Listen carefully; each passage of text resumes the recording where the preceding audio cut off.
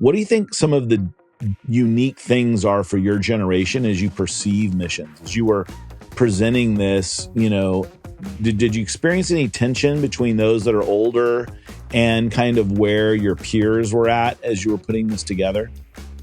I think my own personal experience, it has been, I think the idea of vocational mission is just become more of a thing now. It's like when people think about missions is less, I think I've accepted the fact that the word missions, people always think about global or cross-cultural, but now people is more interested in the idea of like, how can my major, how can what I study, like, how can who I am, be a part of this thing. So yeah, I think that people are very curious about like how can my gifts and talents be a part of advancing God's kingdom.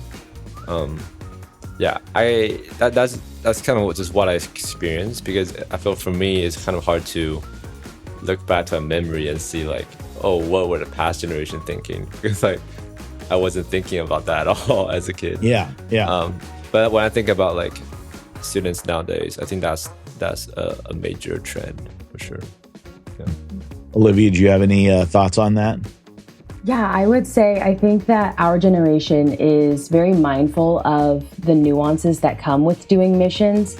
We've seen both the benefits and the challenges of cross-cultural missions and short-term missions trips and things like that. There's been a lot of conversation in recent years, and like Ehud was saying, I can't attest to how that was done in the past, but I know where we are at now, and I know people are definitely very mindful of these things as they're looking to do missions, wanting to see how their skills can practically be a part of the solution.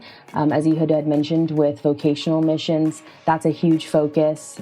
We have students asking like, oh, missions conference, are you telling me I need to drop out of school and go become a missionary right now? Is that what you guys are telling me to do?